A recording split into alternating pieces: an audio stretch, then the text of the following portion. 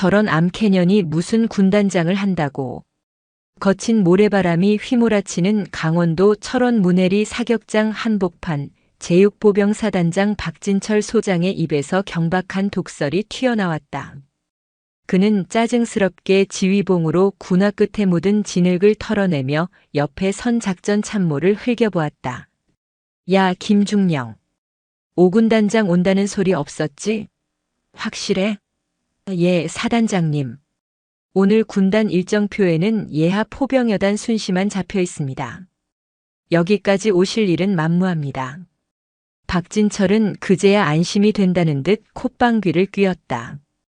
육사 선후배들 사이에서도 깐깐하기로 소문난 신임 군단장 이수연. 여자의 몸으로 별을 3개나 달았다는 건 독종 중에서도 상독종이라는 뜻이었다. 게다가 그녀는 육사 출신도 아닌 제3사관학교를 거쳐 그 험하다는 707특임대에서 청춘을 보낸 입지전적인 인물이었다. 박진철 같은 정통 엘리트 코스를 밟은 장성들에게 그녀는 눈의 가시이자 이해할 수 없는 돌연변이었다. 특전사 출신이라 현장 좀 안다 이거지. 그래봤자지. 여기는 보병의 땅이야. 기계화 부대의 기동을 그 여자가 알면 얼마나 알겠어. 박진철은 뒷짐을 진 채 훈련장을 내려다보았다. 오늘 훈련은 단순한 기동 훈련이 아니었다. 다음 달 예정된 육군 본부의 대규모 평가를 앞두고 자신이 직접 설계한 도하 작전 시범이었다. 전차 대대장, 뭐하고 있어? 속도가 너무 느리잖아. 흙먼지가 하늘을 가릴 정도로 박력 있게 밀고 나가란 말이야. 무전기를 든 대대장의 얼굴이 사색이 되었다. 사단장님, 어제 내린 비로 집안이 너무 약해져 있습니다. 여기서 속도를 더 높이면 전차가 미끄러지거나 전복될 위험이. 이 새끼가 빠져가지고. 야, 전쟁 나면 땅 마를 때까지 기다려서 싸울 거야? 당장 속도 올려. 내 눈앞에서 흙바람 안 날리면 내 군복 벗길 줄 알아. 박진철의 고함 소리가 굉음 섞인 훈련장을 찢어놓을 듯 울렸다. 그의 머릿속에는 오직 하나뿐이었다. 화려한 볼거리.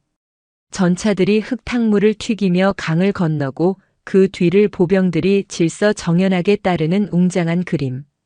그것만이 자신의 진급을 보장해줄 보증수표였다. 청성. 공격 앞으로. 박진철의 독촉에 결국 K121 전차의 조종수가 엑셀러레이터를 밟았다. 육중한 쇳덩어리가 굉음을 내며 진창 속으로 돌진했다. 하지만 우려는 현실이 되었다. 무리하게 속도를 높인 선두 전차가 진흙 구덩이에 궤도가 걸리며 크게 기우뚱했다. 끼기기 쾅. 전차가 중심을 잃고 옆으로 미끄러지면서 하천 제방의 안전 펜스를 들이받았다. 뒤따르던 장갑차들이 급제동을 걸며 훈련장은 순식간에 아수라장이 되었다. 흙탕물을 뒤집어 쓴 병사 하나가 중심을 잃고 전차 궤도 바로 옆으로 넘어지는 아찔한 상황이 연출되었다. 멈춰. 전차 멈춰. 현장 통제관이 급하게 깃발을 흔들었지만 이미 박진철의 얼굴은 불그락푸르락해져 있었다. 그는 단상에서 뛰어내려와 흙탕물에 뒹군 병사와 전차장에게로 성큼성큼 다가갔다. 이 멍청한 새끼들이. 내 훈련 다 망쳐놓고 지금 누워서 뭐하는 거야? 박진철은 넘어진 병사의 상태를 살피기는커녕 넘어진 병사의 방탄 헬멧을 지휘봉으로 툭툭 쳤다. 일어나. 엄살 부리지 말고 당장 일어나서 대형 다시 갖춰. 너희들 때문에 내 계획이 다 틀어졌잖아. 사단장님 발목이. 발목? 전시에는 다리 하나 잘려도 기어가는 게 군인이야. 어디서 나약한 소리를 해. 박진철이 지휘봉을 들어 올리며 병사를 위협하려던 찰나였다. 검은색 지휘 차량 한 대가 훈련장의 소음을 뚫고 미끄러지듯 들어왔다. 번호판도 성판도 가려진 위장 차량이었다. 하지만 차가 멈추고 문이 열리는 순간 현장의 공기가 차갑게 얼어붙었다. 흙탕물이 튀는 훈련장과는 전혀 어울리지 않는 마치 칼날처럼 잘 다려진 전투복을 입은 여자가 차에서 내렸다. 그녀의 베레모에는 별 3개가 서늘하게 빛나고 있었다. 제5군단장 이수연 중장이었다. 그녀의 등장은 요란하지 않았다. 수행원도 최소화한 채 그녀는 마치 유령처럼 진창을 밟으며 다가왔다. 707 시절 몸에 밴 은밀한 기동이 40대 중반이 된 지금도 여전했다. 박진철은 지휘봉을 든 손이 허공에 멈춘 채 입을 딱 벌렸다. 군단장님? 주변의 병사들이 황급히 자세를 바로잡고 경례를 올렸다. 청성. 우렁찬 경례 구호 속에서도 이수연의 눈동자는 조금의 흔들림도 없었다. 그녀의 시선은 박진철을 지나쳐 흙바닥에 주저앉아 고통스러워하는 병사의 발목으로 향했다. 그리고 천천히, 아주 천천히 고개를 들어 박진철을 응시했다. 그 눈빛은 먹이를 노리는 맹수의 그것보다 훨씬 더 건조하고 섬뜩했다. 박진철은 본능적으로 등골이 서늘해짐을 느꼈다. 자신이 방금 내뱉은 암캐라는 단어가 혹시라도 그녀의 귀에 들어갔을까봐 심장이 쿵쾅거렸다. 그는 애써 태어난 척하며 억지 웃음을 지었다. 아이고 군단장님. 연락도 없이 어쩐 일이십니까? 저희는 지금 강도 높은 실전 훈련 중이었습니다. 이 녀석들이 정신교육이 덜 되어서 실수를. 입 다물게. 낮지만 훈련장의 소음을 뚫고 명확하게 들리는 목소리였다. 이수연은 박진철의 변명을 단칼에 잘랐다. 그녀는 천천히 병사에게 다가가 한쪽 무릎을 꿇었다. 흙탕물이 그녀의 깨끗한 전투복 무릎을 적셨지만 개의치 않았다. 그녀는 능숙한 손길로 병사의 발목을 만져보더니 의무병을 불렀다. 인대 파열이다. 즉시 후송해. 청성. 알겠습니다. 의무병들이 병사를 들것에 싣고 사라질 때까지 이수연은 그 자리에 서 있었다. 그리고 다시 박진철을 향해 돌아섰다. 그녀가 박진철에게 다가가는 한 걸음 한 걸음마다 주변의 공기가 무겁게 짓눌리는 듯 했다. 박진철은 자신보다 계급이 높은 상관 앞임에도 불구하고 속으로는 여전히 그녀를 깔보고 있었다. 운 좋게 별단 주제에 현장을 뭘 알겠어라는 오만이 그의 눈빛에 스쳐 지나갔다. 군단장님, 훈련 중에 일어난 사소한 사고입니다. 군 기강을 잡다 보면 이런 일은 비일비재. 사소한 사고? 이수연이 되물었다. 그녀의 입가에 비릿한 미소가 스쳤다. 박 소장. 자네 눈에는 저게 훈련으로 보이나? 이수연은 턱끝으로 진창에 빠진 전차를 가리켰다. 전차 기동의 기본 교리는 신속과 충격력이다. 하지만 그보다 우선되는 건 기동로의 확보다. 어제 강수량이 80mm가 넘었어. 이 지역 토질은 점토질이라 물을 머금으면 늪처럼 변한다는 건 소위들도 아는 상식이야. 그녀는 천천히 박진철의 코앞까지 다가갔다. 키는 박진철이 더 컸지만 뿜어져 나오는 위압감은 이수연이 그를 압도하고 있었다. 자네는 지금 전술적 판단이 아니라 자네의 그 얄팍한 쇼를 위해 부하들을 사지로 밀어넣었어. 전차가 전복되어 승무원이 수장될 뻔했고 보병은 궤도에 깔릴 뻔했다. 그것은 실전과 같은 상황을 가정해서 극한으로 몰아붙이다 보니. 박진철이 말을 더듬으며 변명하려 했지만 이수연은 그에게 틈을 주지 않았다. 실전? 자네가 말하는 실전이 뭔가? 아군의 피해를 무시하고 무작정 돌격시키는 게 실전인가? 그건 지휘가 아니라 도살이다. 이수연의 목소리에 서서히 날이 서기 시작했다. 그녀는 주머니에서 작전 지도를 꺼내 박진철의 가슴팍에 툭 쳤다. 그리고 자네 보고서에는 도하 지점을 A구역으로 설정했더군. 그런데 왜 지금 B구역에서 훈련하고 있지? 박진철의 눈동자가 흔들렸다. 어구역은 안전하지만 지형이 평범해 전차의 기동 모습이 잘 보이지 않는 곳이었다. 반면 B구역은 위험하지만 제방이 높아 사진을 찍으면 그림이 잘 나오는 곳이었다. 그건 현장 상황에 맞춰 유동적으로 변경을. 유동적 변경? 허가도 없이? 이수연은 차갑게 웃었다. 자네가 의정과 사진 찍기에 미쳐서 규정을 어긴 거겠지. 육군 규정 3-1호 훈련장 안전수칙 위반. 그리고 작전 계획 임해 변경에 의한 지휘권 남용. 박진철의 얼굴이 붉게 달아올랐다. 부하들이 보는 앞에서 여군에게, 그것도 자신이 무시하던 특전사 출신에게 훈계를 듣고 있다는 사실이 참을 수 없었다. 군단장님, 말씀이 너무 심하십니다. 저는 육사단을 이끄는 사단장입니다. 현장 지휘관의 판단을 이렇게 무시하셔도 되는 겁니까? 박진철이 억울하다는 듯 목소리를 높였다. 주변의 참모들이 숨을 죽였다. 감히 중장에게 대드는 소장의 모습은 하극상에 가까웠다. 하지만 박진철은 믿는 구석이 있었다. 자신의 아버지는 예비역 대장이었고 군 내 사조직의 비호를 받고 있었다. 이수연 따위가 자신을 함부로 건드리지 못할 것이라 확신했다. 그 순간이었다. 이수연이 대과로 안에 갇힌 짐승을 보듯 싸늘하게 박진철을 내려다보며 입을 열었다. 판단? 자네는 지금 판단을 한 게 아니야. 도박을 했지.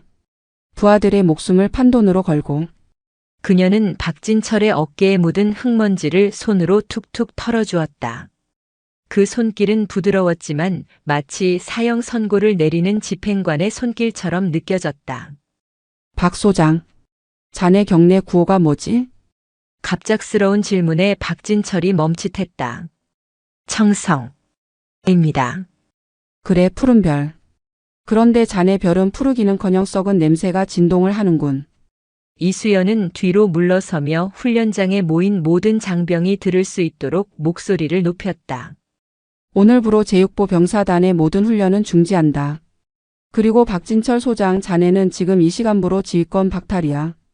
군당 감찰부가 곧 들이닥칠 테니 변명거리는 그때 가서 준비해. 뭐라고요? 지휘권 박탈? 군단장님이 무슨 권한으로? 상관 모독의 명령 불복종까지 추가하고 싶나? 이수연의 눈빛이 형형하게 빛났다. 그것은 책상 물림 장교들은 절대 흉내낼 수 없는 사선을 넘나든 자만이 가질 수 있는 살기였다. 승진. 이수연은 간결하게 자신의 부대 경례 구호를 외치고는 뒤도 돌아보지 않고 지휘 차량으로 향했다. 멍하니 서 있던 육사단 참모들과 병사들이 홀린 듯 그녀의 뒷모습을 향해 경례를 붙였다. 청성.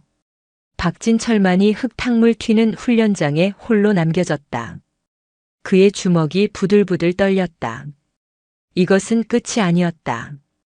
이수연이 건드린 것은 단순한 훈련 규정이 아니라 그가 쌓아올린 거대한 카르텔의 뇌관이었다.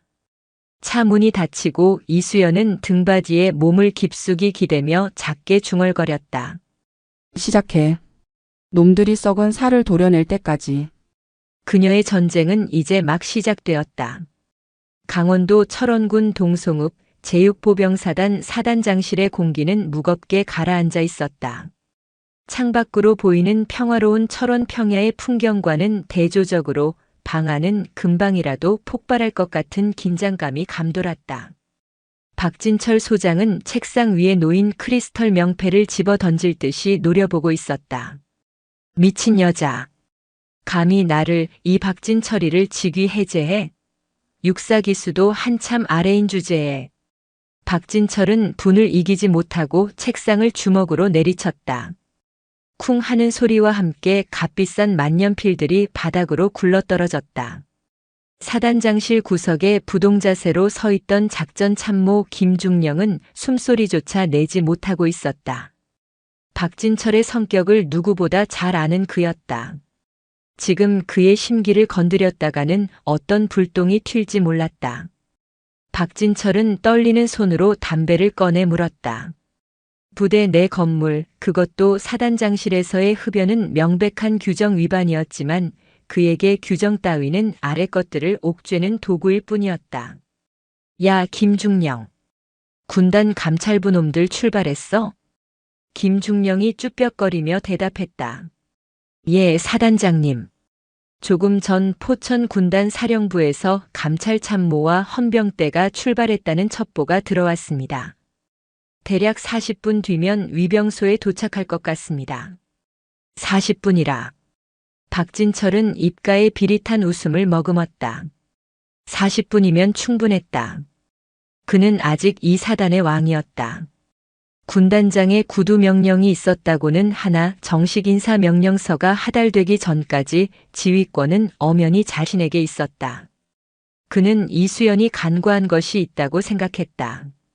군대는 계급으로만 돌아가는 곳이 아니라는 사실을. 위병소에 연락해. 지금 즉시 영내 방호 태세를 격상한다. 외부 차량, 특히 군단 소속 차량은 사단장 승인 없이 절대 출입 금지라고 전해. 김중령의 눈이 휘둥그레졌다. 사단장님, 군단 감찰부를 막으시겠다는 말씀이십니까? 그건 항명으로 비칠 수 있습니다. 일이 걷잡을 수 없이 커질 텐데요. 항명? 누가 항명이래? 훈련 중 발생한 안전사고 때문에 부대 정비가 시급해서 외부 출입을 통제한다고 해. 보안 점검 핑계 대면 그만이야. 그리고 지금 당장 내 라인 연결해.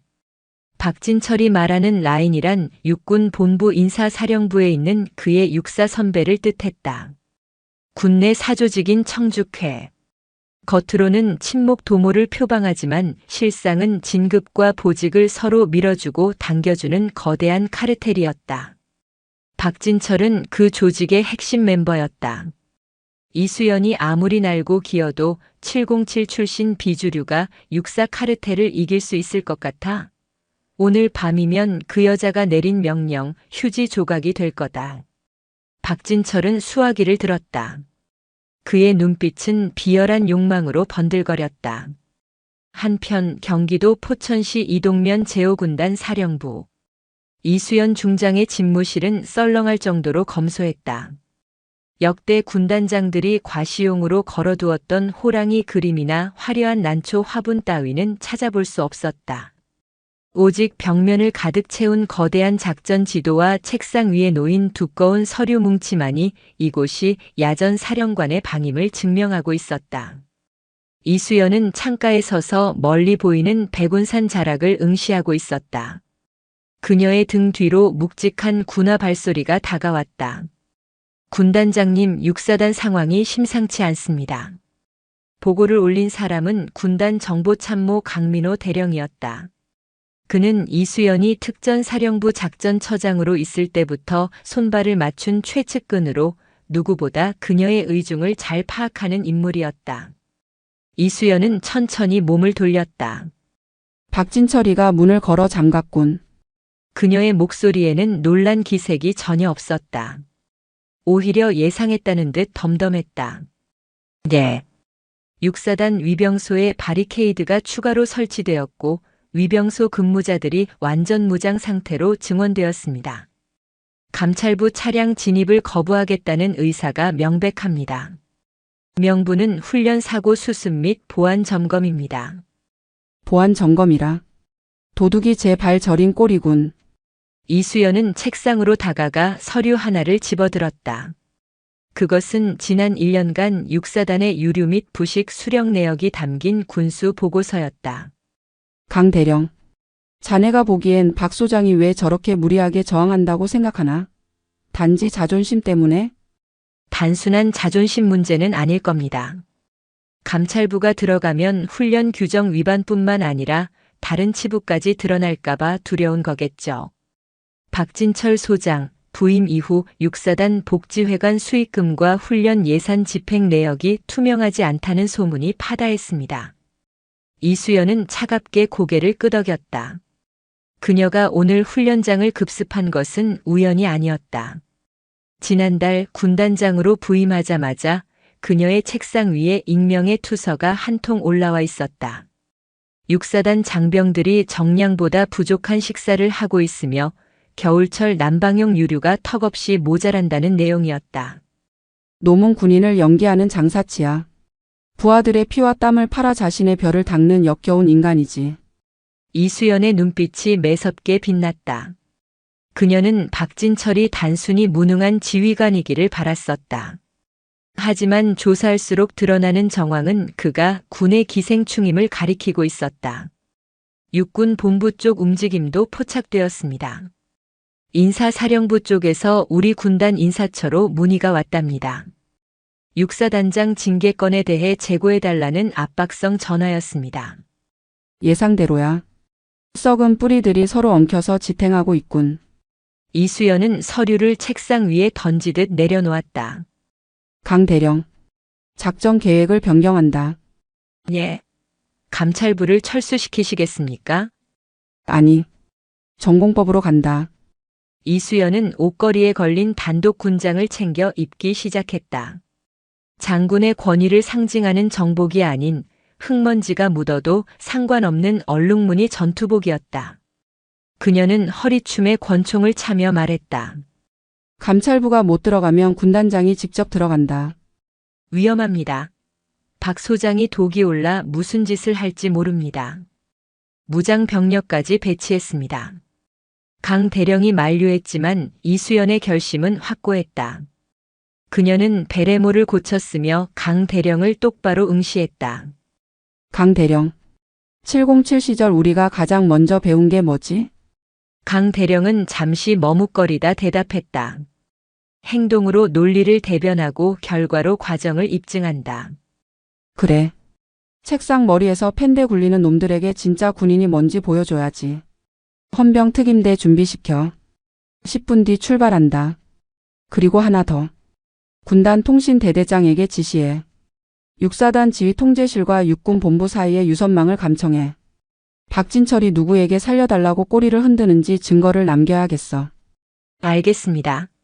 승진. 강 대령이 경례를 붙이고 급히 방을 나갔다. 홀로 남은 이수연은 거울 속에 비친 자신의 모습을 바라보았다. 세월의 흔적이 묻어나는 얼굴이었지만 눈빛만은 20대 시절 대테러 진압 작전에 투입되기 직전처럼 살아있었다. 박진철. 내가 만든 그 견고한 성벽이 얼마나 허술한지 확인시켜주지. 잠시 후 5군단 사령부 연병장의 사이렌 소리가 울려 퍼졌다. 검은색 대테러복을 입은 헌병 특임대원들이 레토나와 장갑차에 신속하게 탑승했다. 그 선두에는 이수연이 탑승한 지휘 차량이 있었다. 차량 행렬은 포천의 국도를 가르며 북쪽으로 질주했다. 이동면을 지나 철원군 경계에 들어서자 긴장감은 더욱 고조되었다. 길가에 핀 코스모스들이 차량이 일으킨 바람에 이리저리 흔들렸다. 30분 뒤 육사단 사령부 위병소가 시야에 들어왔다. 상황은 강 대령의 보고대로였다.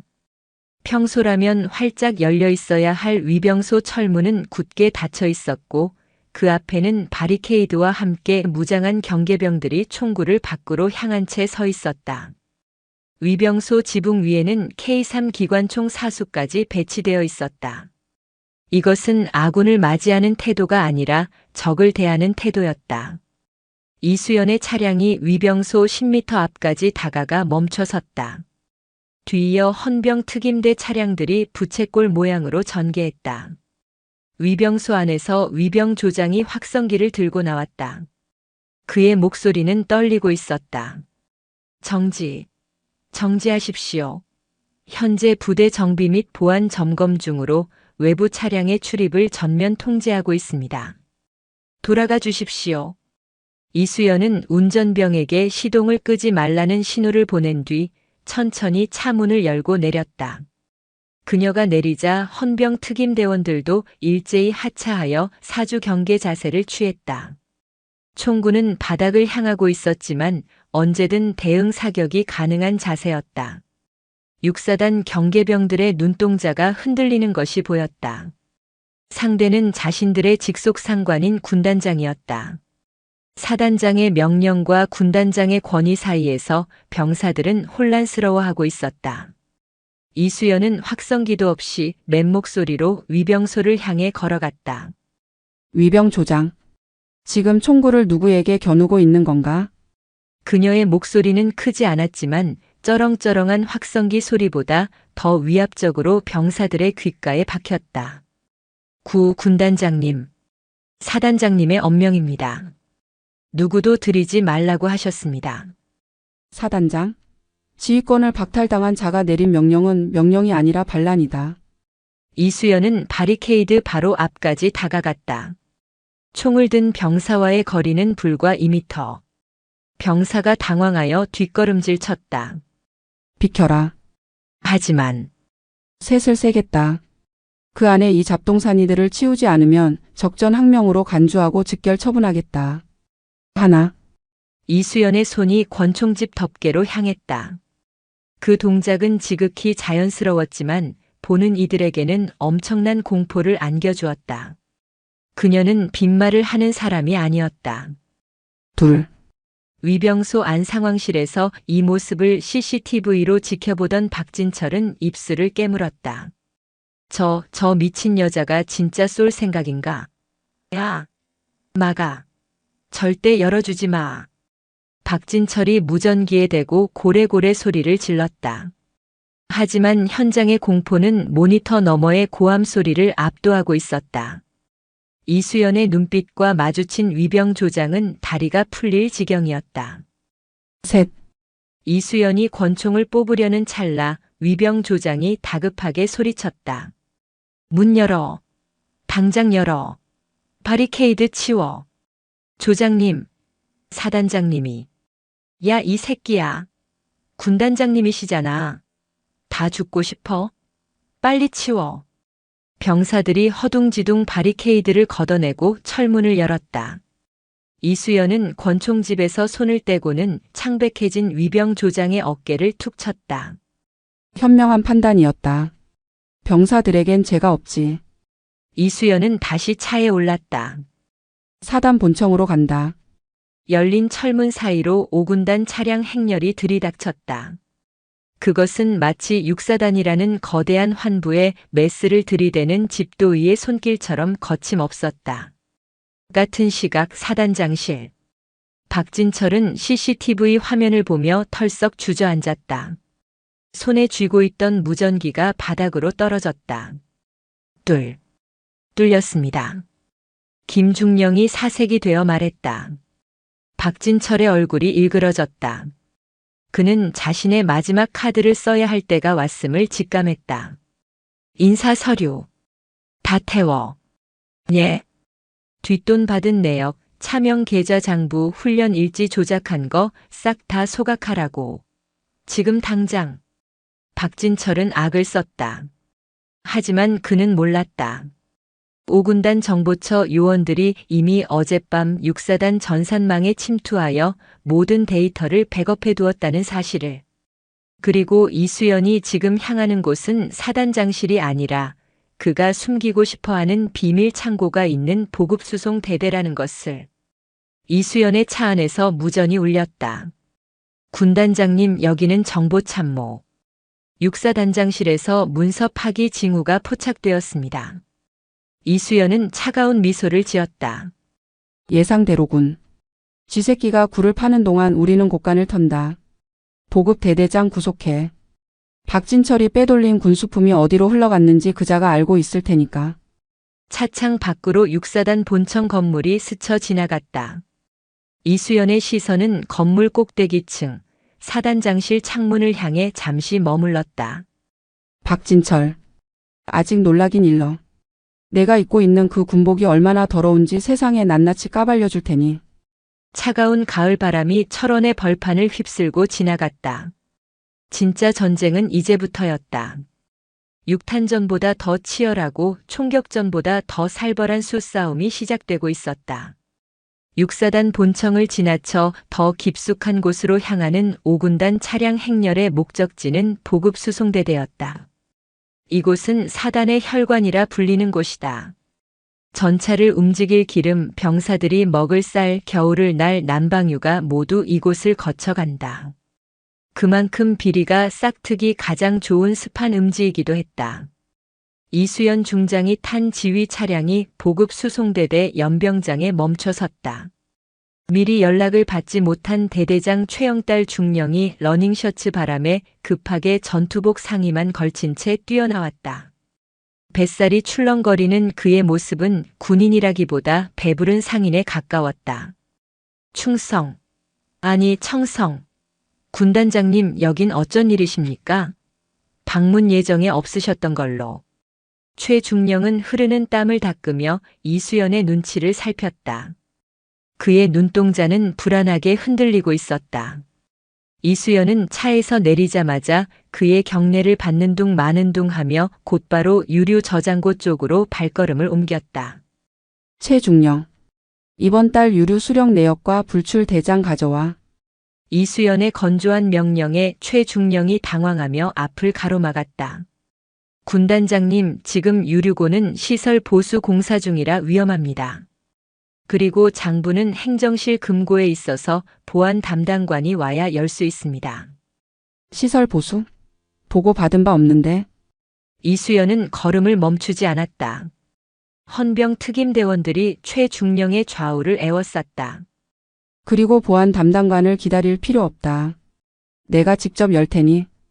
이수연은 유류고 앞을 지키고 있던 경계병들에게 손짓했다. 군단장의 서슬 퍼런 기세에 눌린 병사들이 주춤거리며 자물쇠를 열었다. 육중한 철문이 끼익 소리를 내며 열리자 코를 찌르는 기름 냄새가 훅 끼쳐왔다. 내부는 어두웠지만 이수연의 눈은 정확했다. 그녀는 거대한 유류 탱크 옆에 쌓여있는 드럼통 무더기로 다가갔다. 드럼통 겉면에는 폐유라는 글자가 큼지막하게 적혀 있었다. 아, 군단장님. 그것들은 정비대대에서 나온 폐유입니다. 내일 처리업체에서 수거해 가기로 되어 있습니다. 더러우니 가까이 가지 마십시오. 최중령이 다급하게 소리쳤다. 하지만 이수연은 아랑곳하지 않고 하얀 장갑을 낀 손으로 드럼통 뚜껑을 쓸어보았다. 먼지 하나 없이 깨끗했다. 정비 공장에서 나온 폐유통이라기엔 지나치게 관리가 잘 되어 있었다. 폐유통이 참 깨끗하군. 마치 새 것처럼. 이수연은 옆에 있던 헌병에게 렌치를 달라고 손짓했다. 군단장님, 규정상 폐유 확인은 환경 담당관 입회하에. 쾅! 이수연이 렌치로 드럼통 뚜껑을 내리쳤다. 요란한 소리에 최중령이 비명을 지르며 주저앉았다. 이수연은 능숙하게 뚜껑을 돌려 열었다. 그리고는 주머니에서 작은 손전등을 꺼내 드럼통 안을 비췄다. 검고 걸쭉한 폐유가 아니었다. 맑고 투명한 붉은빛 액체가 찰랑거리고 있었다. 최고급 경유였다. 호. 육사단 전차들은 폐유를 먹고도 굴러가나 보군. 아니면 자네가 연금술이라도 부린 건가? 이수연이 드럼통에서 렌치를 꺼내 최중령의 발치에 던졌다. 쨍그랑 소리가 유류고 안에 메아리 쳤다. 군용 면세유를 폐유로 위장해서 민간업자에게 팔아먹었군. 그 돈은 어디로 갔지? 박진철의 주머니인가 아니면 자네의 배속인가? 최중령의 얼굴이 사색이 되었다. 다리에 힘이 풀린 그는 바닥에 무릎을 꿇고 말았다. 군단장님. 저는 시키는 대로 했을 뿐입니다. 사단장님이 이번 진급 심사 때 챙겨주신다고 그냥 눈 딱 감고 있으라고 하셔서. 장부는 어디 있나? 제 사무실 책상 밑 이중 바닥 아래에. 이수연은 싸늘한 눈빛으로 헌병 대장에게 고개를 끄덕였다. 체포해. 횡령 및 군용물 절도 혐의다. 군단장님, 한 번만 살려주십시오. 제 아이가 이제 갓 돌을 지났습니다. 최중령이 울며불며 매달렸지만 헌병들은 가차없이 그의 팔을 뒤로 꺾어 수갑을 채웠다. 이수연은 그 모습을 뒤로하고 유류고를 빠져나왔다. 밖에는 차가운 가을바람이 불고 있었다. 하지만 이수연의 가슴 속 분노는 식지 않았다. 전방에서 고생하는 병사들이 난방유가 부족해 찬물로 씻고 떨며 잠들 때 지휘관이라는 자들은 기름을 빼돌려 배를 불리고 있었다. 이것은 단순한 비리가 아니라 이적 행위였다. 잠시 후 정보참모 강 대령이 두툼한 서류 뭉치를 들고 뛰어왔다. 최중령이 자백한 이중 바닥에서 찾아낸 진짜 장부였다. 찾았습니다. 예상보다 규모가 큽니다. 지난 2년간 빼돌린 유류만 수억 원어치고 부식비 횡령까지 합치면 10억대가 넘습니다. 그리고 여기 강 대령이 장부의 마지막 장을 펼쳐 보였다. 거기에는 매달 박진철 소장의 차명 계좌로 송금된 내역이 꼼꼼하게 기록되어 있었다. 확실한 증거군. 이걸로 박진철의 목줄은 끊어졌다. 이수연은 장부를 받아들고 하늘을 올려다보았다. 철원의 맑은 하늘 위로 독수리 한 마리가 날고 있었다. 그녀는 이제 마지막 사냥을 끝내러 가야 했다. 사냥감은 가장 높은 곳, 사단장실에 웅크리고 있었다. 가자. 본청으로. 차량 행렬이 다시 움직였다. 이번에는 멈춤 없이, 거침없이 사단 본청 현관 앞까지 돌진했다. 본청 앞을 지키던 위병들은 이미 상황이 끝났음을 직감하고 길을 터주었다. 이수연이 현관에 들어서자 로비에 있던 참모들이 얼어붙은 듯 멈춰섰다. 그녀의 군화 소리가 또각또각 대리석 바닥을 울렸다. 군단장님, 사단장님께서는 지금 외부와 통화 중이십니다. 잠시 대기실에서 박진철의 비서실장이 앞을 막아섰지만 강 대령이 어깨로 그를 밀어냈다. 이수연은 비서실장을 쳐다보지도 않고 사단장실 문 앞에 섰다. 안에서는 박진철의 고함 소리가 들려오고 있었다. 아니, 선배님, 제가 뇌물을 먹다니요. 그 여자가 절 모함하는 겁니다. 인사사령관님께 말씀 좀 잘 드려주십시오. 네. 증거요? 증거가 어디 있습니까? 이수연은 손에 든 장부를 말아주었다. 그리고 예의를 갖춰 노크하는 대신 군홧발로 육중한 참나무 문을 걷어찼다. 쾅! 경첩이 뜯겨나갈 듯한 소리와 함께 문이 활짝 열렸다. 수화기를 들고 있던 박진철이 화들짝 놀라 튀어올랐다. 전화 끊어. 이수연이 방 안으로 걸어 들어갔다. 그녀의 뒤로 무장한 헌병들이 도열했다. 박진철은 수화기를 내려놓지 못한 채 멍하니 이수연을 바라보았다. 너, 감히 여기가 어디라고. 어디긴. 범죄자의 소굴이지. 이수연은 최중령에게서 압수한 장부를 박진철의 책상 위에 던졌다. 장부가 미끄러지며 박진철의 명패를 쳐서 넘어뜨렸다. 자네가 찾던 증거 여기 가져왔다. 보급 대대장 최중령이 아주 친절하게도 자네 목까지 꼼꼼하게 적어뒀더군. 박진철의 시선이 장부에 꽂혔다. 그의 얼굴에서 핏기가 완전히 사라졌다. 수화기 너머에서는 여보세요? 박 소장? 무슨 일이야? 하는 다급한 목소리가 들려오고 있었지만 박진철의 귀에는 아무것도 들리지 않았다. 끝났다, 박진철. 이수연의 선고가 사단장실의 정막을 갈랐다. 박진철은 떨리는 손으로 책상 위에 장부를 집어들었다가 이내 바닥으로 내동댕이 쳤다. 벼랑 끝에 몰린 쥐가 고양이를 무는 법이다. 그는 마지막 발악을 하듯 핏발 선 눈으로 이수연을 노려보았다. 이건 조작이야. 내가 심어놓은 프락치가 만든 가짜 장부라고. 내가 누군지 알아? 내 아버지가 누군지 아냐고. 감히 근본도 없는 삼사관 출신 주제에 육사 출신을 건드려. 박진철은 자신의 가장 강력한 무기라 믿었던 배경과 출신을 들먹였다. 그것은 그가 평생을 살아오며 쌓아온 자부심이자 동시에 그를 좀먹은 오만의 근원이었다. 이수연은 코웃음을 쳤다. 근본? 그래, 자네가 말하는 그 대단한 근본이 고작 병사들 밥값 떼어먹고 기름 팔아먹는 건가? 자네 아버지 얼굴에 먹칠을 해도 유분수지. 이수연은 천천히 그에게 다가갔다. 내가 707에 있을 때 자네 같은 인간들을 수없이 봐왔지. 테러범보다 더 역겨운 게 뭔지 아나? 바로 내부의 적이다.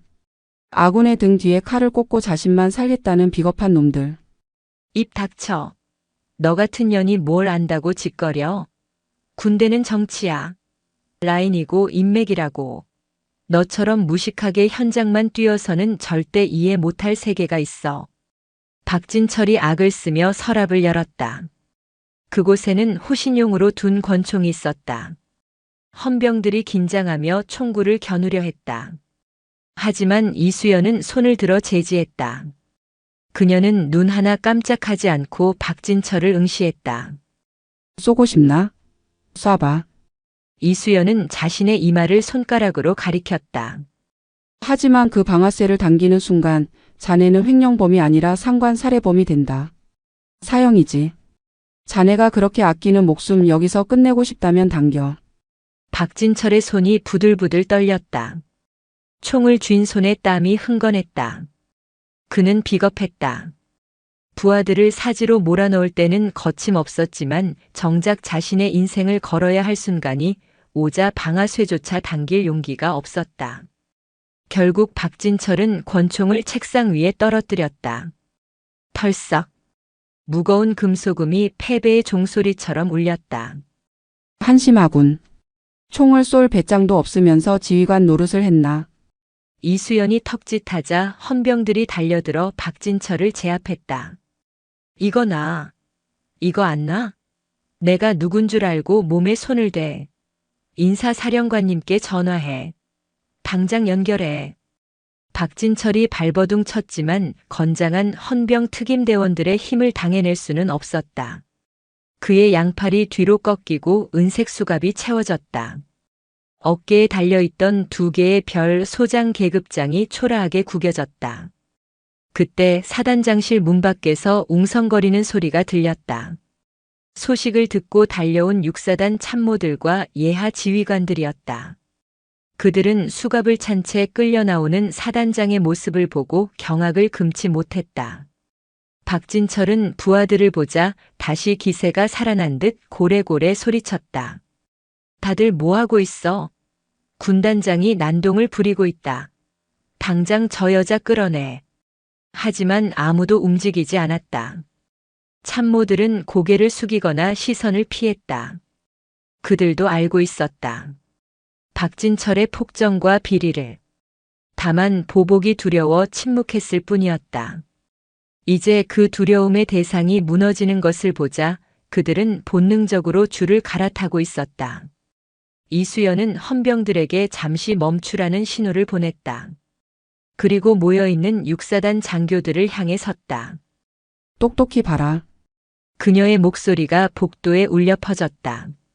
이것이 부하를 도구로 알고 군대를 사유물로 여긴 자의 말로다. 지휘관의 권위는 계급장이 아니라 부하를 위한 헌신과 책임에서 나온다. 그 기본을 망각한 자는 더 이상 군인이 아니다.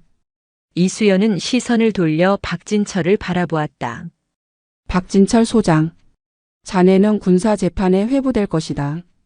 횡령, 직권남용, 그리고 오늘 훈련장에서 보여준 미필적 고의에 의한 살인미수 혐의까지. 죗값을 톡톡히 치르게 될 거야. 두고 봐. 이수연. 내가 가만히 있을 것 같아?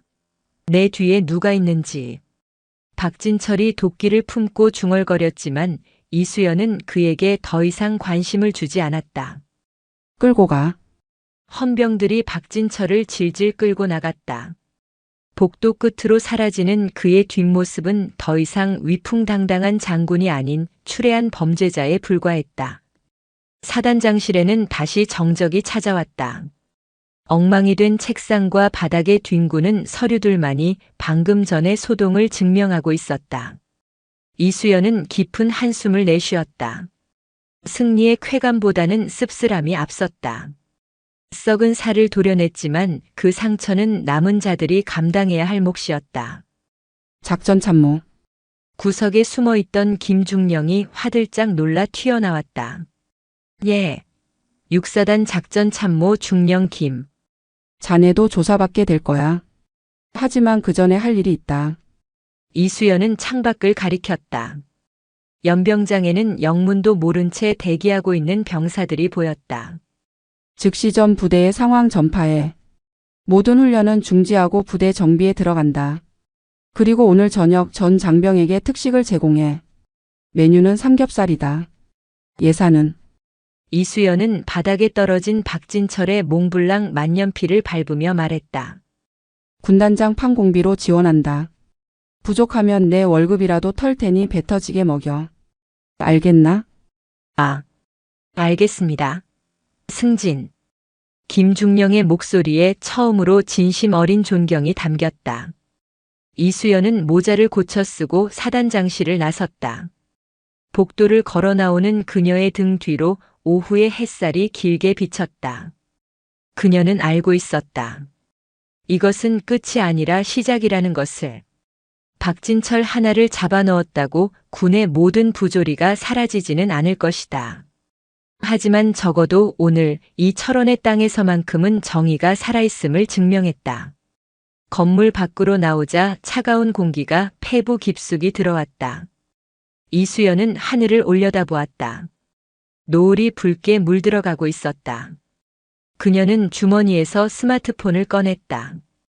부재중 전화가 수십 통 와 있었다.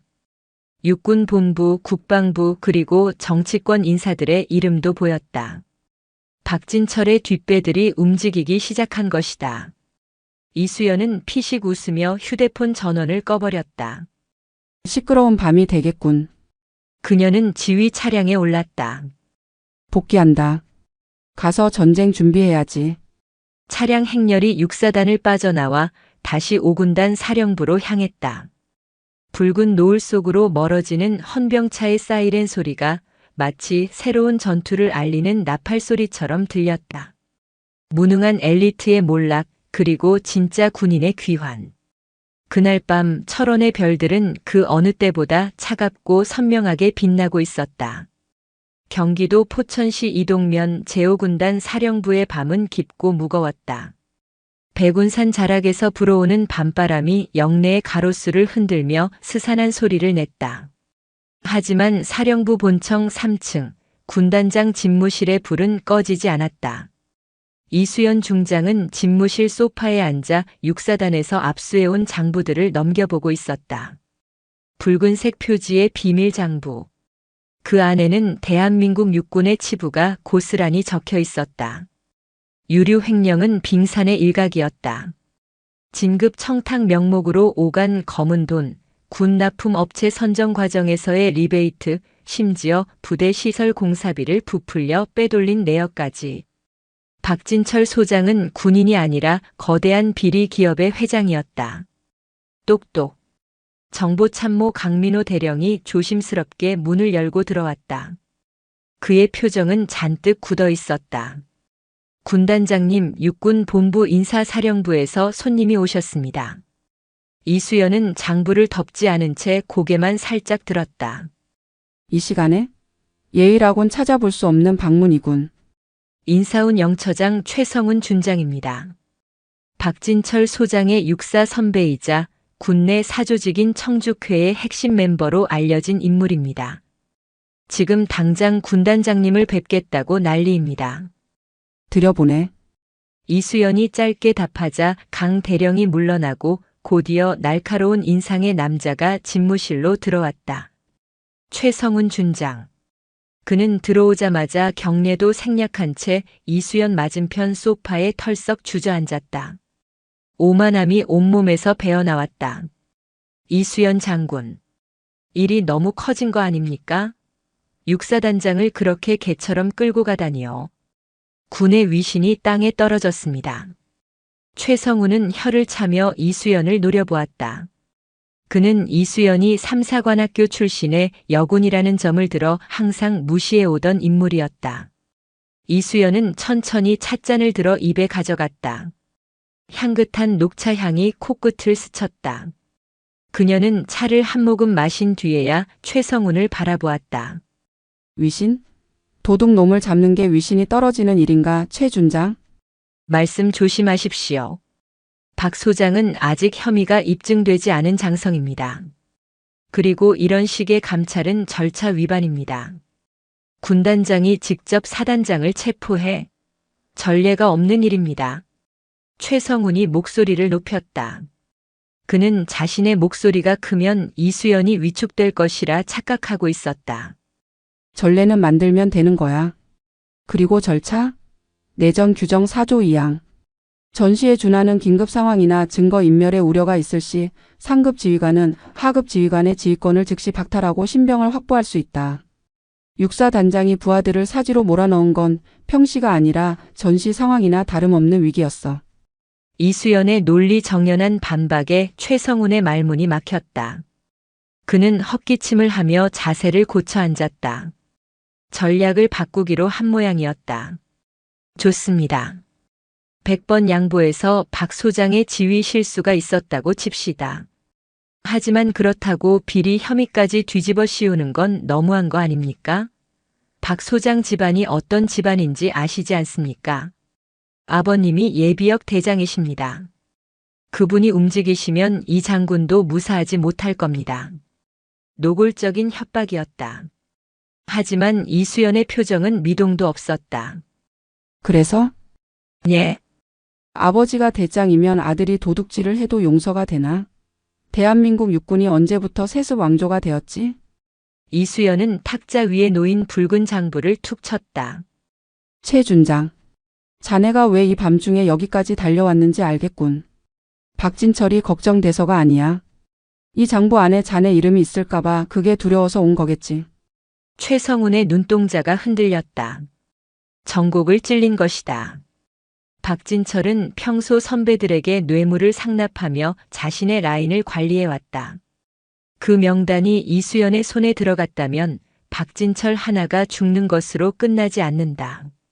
줄줄이 엮여 들어갈 것이 뻔했다. 그게 무슨 억측입니까? 저는 단지 후배를 아끼는 마음에서. 아끼는 마음이라. 그렇다면 잘 됐군. 박진철이 횡령한 돈으로 산 골프채 세트, 자네 집에도 하나 있지 않나? 이수연의 말이 떨어지자마자 최성훈의 얼굴이 흑빛으로 변했다. 지난달 박진철이 최고급 일본산 골프채를 선물로 보냈던 기억이 떠올랐기 때문이다. 그녀는 이미 모든 것을 알고 있었다. 선택해 최 준장. 지금 조용히 나가서 내일 아침 자진 출석해서 조사를 받겠나? 아니면 여기서 박진철과 나란히 유치장에 갇히겠나? 이수연의 눈빛은 서리발처럼 차가웠다. 최성훈은 입술을 깨물었다. 여기서 더 버텼다가는 정말로 체포될 수도 있었다. 이 여자는 빈말을 할 사람이 아니었다. 두고 봅시다. 이수연 장군. 이 독단과 아집이 결국 당신의 목을 조르게 될 겁니다. 육군 본부가 가만히 있지 않을 겁니다. 최성훈은 분을 사귀지 못한 채 자리에서 일어났다. 그가 씩씩거리며 집무실을 나가자 문 밖에서 대기하던 강 대령이 다시 들어왔다. 군단장님 괜찮으십니까? 저자가 육군 본부로 돌아가면 여론전을 펼칠 겁니다. 군단장이 권력을 남용해 무고한 사단장을 탄압한다고 언론에 흘릴 수도 있습니다. 상관없어. 언론이 떠들기 전에 우리가 먼저 터뜨린다. 이수연은 책상 서랍에서 USB 하나를 꺼냈다. 이 안에 육사단 비리 증거의 사본이 들어있다. 이걸 군 검찰이 아니라 국방부 조사본부 직할 수사팀에게 직접 보낸다. 육군 본부 라인을 배제하고 바로 위로 치고 올라가는 거야. 그녀는 자리에서 일어나 창가로 다가갔다. 어둠에 잠긴 연병장이 내려다 보였다. 강 대령. 내일 아침 8시 전 군단 참모 비상 소집이다. 육사단 정상화 작전과 동시에 5군단 예하전 부대에 대한 고강도 자체 감찰을 지시한다. 전 부대 말입니까? 반발이 심할 텐데요. 내 살부터 도려내지 않으면 남의 살을 칠 명분이 없어. 5군단 내에 박진철 같은 놈들이 또 없는지 샅샅이 뒤져. 먼지 하나라도 나오면 옷 벗길 각오로. 그리고 이수연은 창문에 비친 자신의 얼굴을 바라보며 나직이 말했다. 내일은 육사단 연병장으로 간다. 주인이 사라진 부대가 흔들리지 않게 중심을 잡아줘야지. 밤은 깊어가고 있었지만 이수연의 눈은 그 어느 때보다 맑게 빛나고 있었다. 썩은 환부를 도려낸 자리는 아프겠지만 새살은 반드시 돋아날 것이다. 그녀는 그렇게 믿었다. 다음 날 아침 육사단 사령부는 폭풍 전야와 같은 고요함에 휩싸여 있었다. 사단장이 체포되고 참모들이 줄줄이 조사를 받는 초유의 사태 속에서 병사들은 불안함과 동시에 미묘한 해방감을 느끼고 있었다. 어젯밤 나온 삼겹살 특식은 단순한 고기 반찬이 아니라 변화의 신호탄이었다. 하지만 장교들의 분위기는 달랐다. 특히 박진철에게 줄을 섰던 일부 정치 장교들은 언제 자신들의 이름이 호명될지 몰라 전전긍긍하고 있었다. 오전 9시 5군단 헬기가 굉음을 내며 육사단 연병장에 착륙했다. 거센 바람을 일으키며 로터가 멈추자 이수연 중장이 헬기에서 내렸다. 그녀의 뒤로 군단 주요 참모들이 따랐다. 연병장에 도열해 있던 육사단 장병들의 눈빛이 이수연에게 쏠렸다. 철의 여인, 특전사 전설 독종. 그녀를 따라다니는 수식어는 많았지만 실제로 그녀를 가까이서 본 병사는 많지 않았다. 이수연은 단상 위로 올라갔다. 마이크 앞에 선 그녀는 원고를 꺼내지 않았다. 대신 병사들의 눈을 하나하나 맞추듯 천천히 둘러보았다. 제6보 병사단 청성부대 장병 여러분. 군단장 이수연 중장이다. 스피커를 통해 울려 퍼지는 그녀의 목소리는 차분하지만 힘이 있었다. 어제부로 너희들의 지휘관이었던 박진철 소장은 지휘권을 박탈당했다. 이유는 명백하다. 지휘관의 의무를 저버리고 부하들의 생명을 경시했기 때문이다. 연병장이 술렁거렸다. 지휘관의 치부를 병사들 앞에서 이렇게 직접적으로 언급하는 경우는 드물었다. 너희들은 군인이다. 국가와 국민을 지키기 위해 이 자리에 서 있다. 하지만 그 누구도 너희를 자신의 진급을 위한 소모품으로 쓸 권리는 없다. 나 역시 마찬가지다. 이수연은 잠시 말을 멈추고 숨을 고른 뒤 더욱 단호한 어조로 이어갔다. 오늘부터 육사단의 모든 보여주기식 훈련, 의전 행사는 전면 폐지한다. 청소 상태 점검한다고 밤새 미싱하우스 돌리는 짓, 사단장 온다고 잡초 뽑는 짓 다 집어치워. 병사들 사이에서 작은 환호성이 터져 나오려다 헌병들의 눈치를 보며 잦아들었다. 우리는 전투를 준비한다. 잘 닦인 군화보다 진흙 묻은 전투화가 더 명예롭다는 걸 기억해라. 너희가 흘려야 할 땀은 연병장이 아니라 훈련장에 있다. 이상. 승진. 청성. 병사들의 경례 소리가 그 어느 때보다 우렁찼다. 그것은 강요된 외침이 아니라 가슴 속에서 우러나온 함성이었다. 이수연이 단상을 내려오려 할 때였다. 사단 본청 쪽에서 검은색 세단 3대가 급하게 들어왔다. 육군 수사단 소속 차량이었다. 차에서 내린 사람들은 말끔한 정장을 입은 군 수사관들이었다. 그들의 선두에는 중앙수사단장인 김철수 준장이 서 있었다. 김철수 준장은 이수연에게 다가와 건성으로 경례를 붙였다. 군단장님, 중앙수사단장 김철수 준장입니다. 육군 참모총장님의 명을 받고 왔습니다. 이수연의 눈썹이 꿈틀했다. 중앙수사단이 직접 움직였다는 건 육군 본부 차원에서 이 사건을 통제하겠다는 뜻이었다. 무슨 일이지? 박진철 소장 관련 사건 일체를 저희 중앙수사단으로 이첩하라는 지시입니다. 박 소장의 신병과 압수하신 증거물, 특히 장부 원본을 지금 즉시 인계해 주십시오.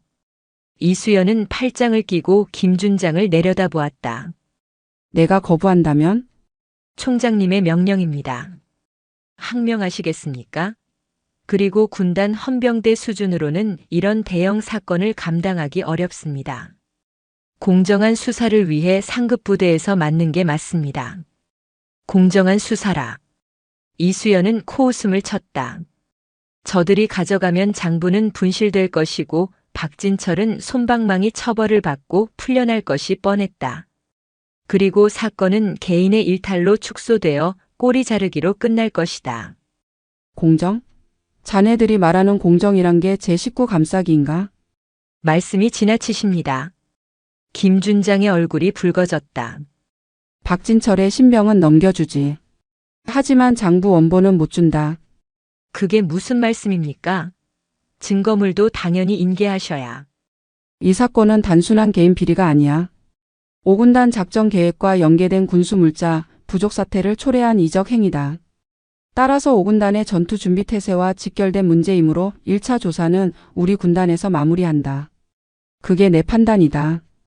이수연은 한치의 물러섬도 없었다. 그녀는 전투 준비 태세라는 명분을 내세워 수사단의 관할권 주장을 막아버렸다. 군대에서 작전과 관련된 사항은 그 어떤 행정 절차보다 우선한다. 이수연은 그 점을 파고든 것이다. 군단장님, 이건 억지입니다. 억지라고 생각하면 정식으로 작전 명령서에 이의 제기해. 단 그 사이에 증거가 인멸되거나 훼손될 우려가 있으니 장부 원본은 우리 군단 지하 벙커 금고에 보관한다. 열쇠는 내가 관리한다. 이수연은 김준장에게 한 걸음 다가갔다. 가져가고 싶으면 탱크라도 몰고 와서 뺏어가 보든가. 김준장은 입술을 파르르 떨었다. 707 출신의 야전 군단장이 이렇게까지 막무가내로 나올 줄은 몰랐다. 그는 주변에 깔린 5군단 헌병 특임대원들의 살벌한 눈빛을 보고는 힘으로는 안 되겠다는 것을 깨달았다. 좋습니다. 신병만 먼저 인수하겠습니다. 하지만 장부권에 대해서는 국방부 장관님께 직접 보고 드릴 겁니다.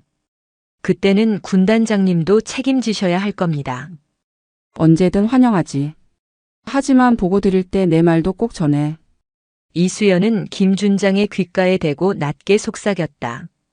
그 장부 사본 이미 내 보험으로 아주 안전한 곳에 보내놨다고.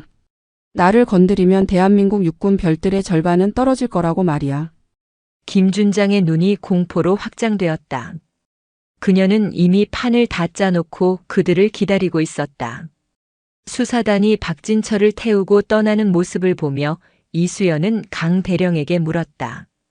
강 대령, 언론사 접촉은 준비됐나? 네. 군사 전문 기자들에게 엠바고를 걸고 자료 일부를 넘겼습니다. 육군 본부가 사건을 축소하려는 움직임이 보이면 바로 터뜨리기로 합의했습니다. 좋아. 이제 그들은 진퇴양난에 빠졌어. 이수연은 하늘을 올려다보았다. 먹구름이 걷히고 햇살이 비치고 있었다. 하지만 그녀는 알고 있었다. 박진철을 잡은 건 시작에 불과하다는 것을. 이제부터는 보이지 않는 거대한 벽과의 싸움이 될 것이다. 복귀한다. 오늘 저녁 메뉴는 뭔가? 김치찌개입니다. 좋군. 소주 한 잔 생각나는 날씨야. 이수연은 옅은 미소를 지으며 헬기에 올랐다. 그녀의 전쟁은 이제 전선이 확대되었다.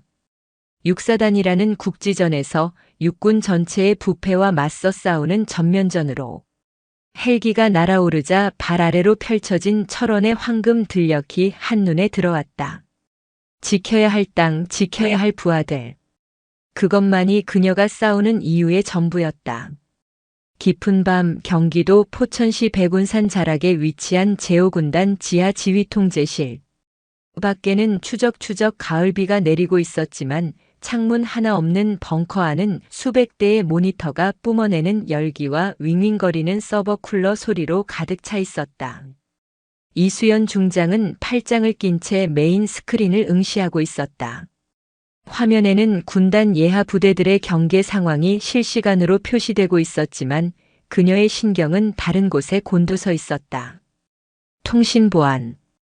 군단 정보통신단장입니다.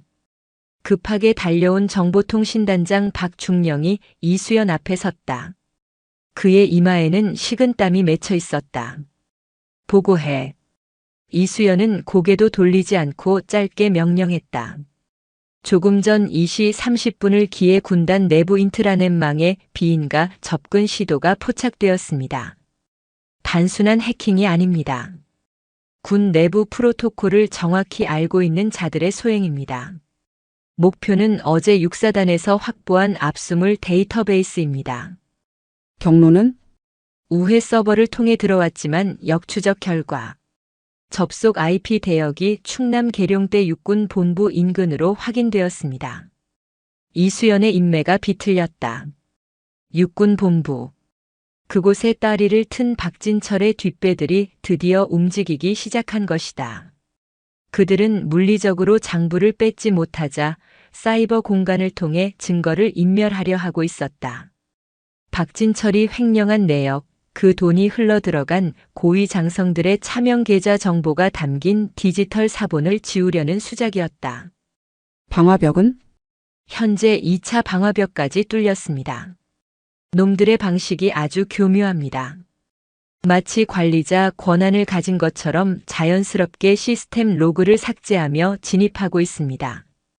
이대로라면 10분 내에 데이터베이스 코어에 도달합니다.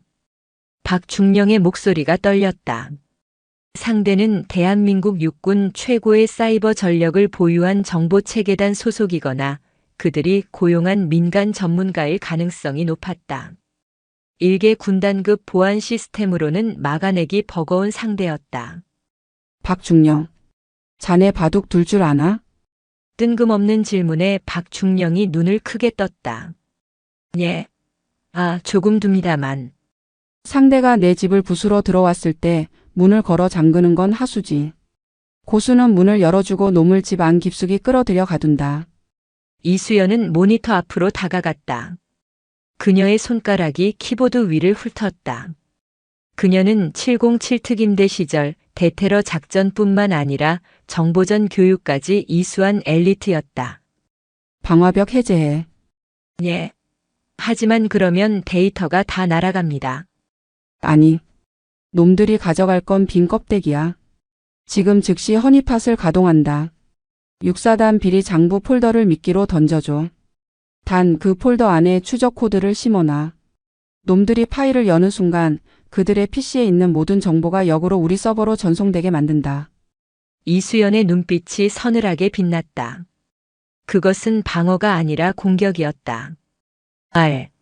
알겠습니다. 역시 군단장님. 박중령이 즉시 키보드를 두드리기 시작했다. 5군단 사이버 대응팀 장교들도 이수연의 지시에 따라 일사불란하게 움직였다.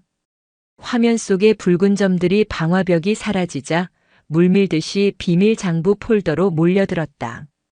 1분, 2분. 벙커 안의 침묵이 무겁게 내려앉았다. 걸려들었습니다. 놈들이 파일을 다운로드하기 시작했습니다. 통신 장교의 외침과 동시에 이수연이 명령했다. 낚아채. 엔터키를 누르는 소리가 경쾌하게 울렸다. 그 순간 화면에 수십 개의 데이터 창이 팝업처럼 떴다. 역해킹을 통해 놈들의 컴퓨터에서 긁어온 정보들이었다. 이건 박중령이 화면을 보고 경악했다. 육군 본부 군수참모부 그리고 인사사령부 소속 개인 PC들입니다. 세상에 이 아이디는 화면에는 익숙한 이름이 떠 있었다. 어젯밤 이수연의 집무실을 찾아와 협박하고 갔던 최성훈 준장. 그리고 그 뒤에 숨어있던 더 거대한 거물들의 실명까지. 빙고. 이수연은 팔짱을 끼고 화면을 내려다보았다. 증거 인멸 시도가 오히려 새로운 증거가 되었군. 이 로그 기록 전부 저장해. 그리고 지금 놈들 모니터에 내 메시지를 띄워. 어떤 메시지를 보낼까요? 이수연은 잠시 생각하더니 입꼬리를 올렸다. 밤길 조심해라. 꼬리가 길면 밟히는 법이다. 5군 단장. 잠시 후 계룡대 어딘가에 있는 비밀 사무실에서는 비명과 함께 모니터가 꺼지는 소동이 벌어졌을 것이다. 이수연은 벙커의 의자에 깊숙이 몸을 기댔다. 하지만 그녀는 알고 있었다. 사이버 공격은 전초전일 뿐이다. 자신들의 정체가 드러날 위기에 처한 쥐떼들은 이제 더 과격하고 더 더러운 방법을 쓸 것이다. 군단장님, 놈들이 접속을 끊고 흔적을 지우고 있습니다. 하지만 이미 저희가 확보한 자료는 안전합니다. 수고했어. 오늘 당직 근무자들 전원 포상 휴가 조치해. 그리고 보안 등급을 진돗개 하나 수준으로 격상한다. 놈들은 포기하지 않아. 이수연은 자리에서 일어났다. 그때 그녀의 개인 휴대폰이 진동했다. 발신 번호 표시 제한. 이 새벽에 올 전화는 뻔했다. 그녀는 통화 버튼을 누르고 아무 말 없이 귀에 가져다 댔다. 이수연 중장. 대단하군. 내 컴퓨터까지 털 줄은 몰랐어. 변조된 음성이었지만 그 거만하고 끈적한 말투는 숨길 수 없었다. 육군 내 사조직 청죽회의 수장격인 인물일 것이다. 누군지 알겠군. 숨어서 전화질이나 하는 게 딱 자네들 수준이야. 말 조심해. 우린 자네가 생각하는 것보다 훨씬 높은 곳에 있어. 육사단거는 여기서 덮어. 박진철 하나 내어준 걸로 만족하라고. 더 파고들면 자네만 다치는 게 아니야. 자네 부하들 그리고 자네가 아끼는 5군단 전체가 박살 날 수 있어. 협박인가? 충고야. 내일 오후 2시까지 원본 장부를 들고 서울 용산 국방 컨벤션 센터로 와라. 거기서 조용히 거래를 하자고. 안 그러면 내일 아침 뉴스에 재미있는 기사가 실릴 거야. 여군 군단장, 부하 장교와 부적절한 관계 의혹이라던가. 치졸했다. 그들은 건드릴 수 없는 이수연의 청렴함 대신 확인되지 않은 루머를 퍼뜨려 그녀를 사회적으로 매장하려 하고 있었다.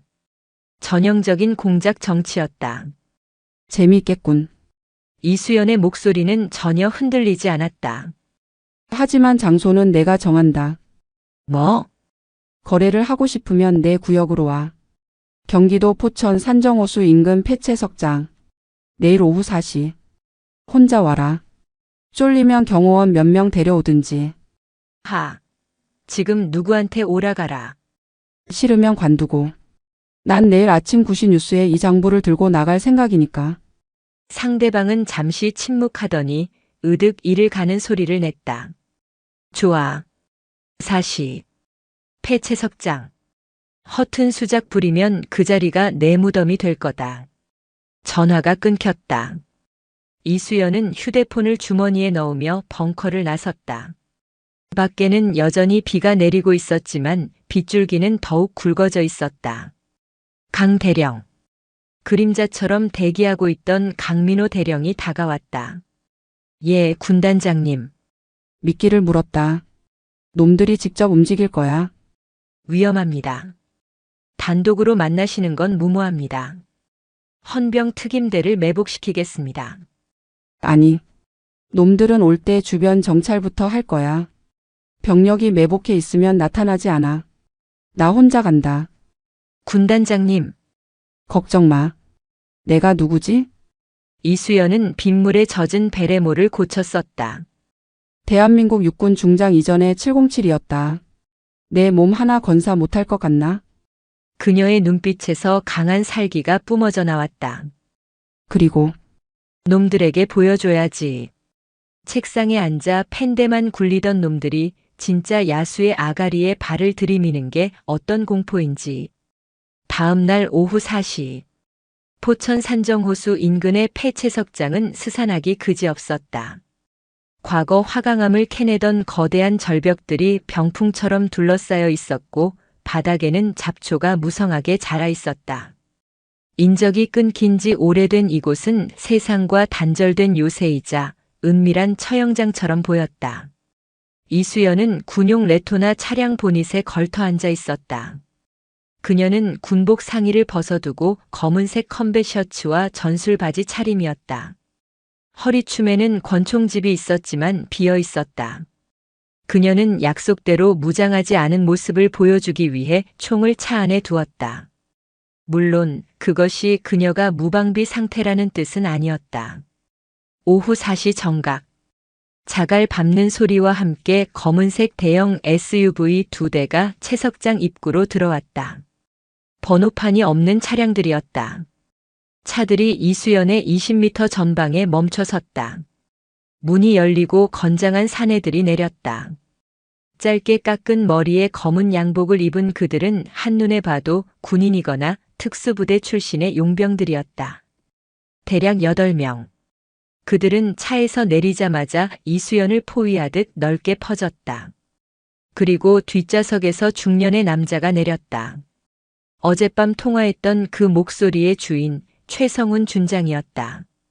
하지만 그는 혼자가 아니었다. 그 옆에는 더 높은 계급, 소장 계급장을 단 낯선 인물이 있었다. 육군 군수참모부장 황인호 소장이었다.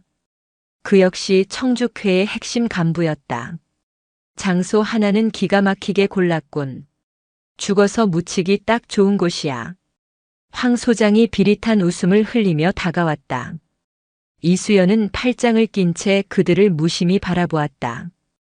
높으신 분들이 직접 왕림하셨군. 똥별들이 때로 몰려다니는 꼴이라니 장관이네. 이 계집년이 끝까지. 최성훈이 발끈하며 나서려 했지만 황 소장이 손을 들어 제지했다. 진정해. 물건부터 확인해야지. 황 소장은 탐욕스러운 눈으로 이수연을 훑었다. 장부는 어디 있나? 설마 빈손으로 온 건 아니겠지? 이수연은 턱으로 자신의 차 조수석을 가리켰다. 그곳에는 은색 알루미늄 가방이 놓여 있었다. 저 안에 원본과 디지털 사본, 그리고 어젯밤 너희들이 해킹 시도한 로그 기록까지 다 들어있다. 황 소장의 눈이 번들거렸다. 그는 부하들에게 손짓했다. 가져와. 검은 양복을 입은 사내 2명이 이수연의 차로 다가갔다. 이수연은 막지 않았다. 그들이 가방을 집어들고 황 소장에게 가져갔다. 황 소장은 가방을 열어 내용을 확인했다. 두툼한 장부와 USB. 그가 찾던 것이 맞았다. 흐흐흐. 그래, 진작 이렇게 나올 것이지. 이수연 장군, 자네는 똑똑한 사람이니까 알 거야. 계란으로 바위를 칠 수 없다는 걸. 황 소장은 가방을 챙기며 사내들에게 눈짓했다.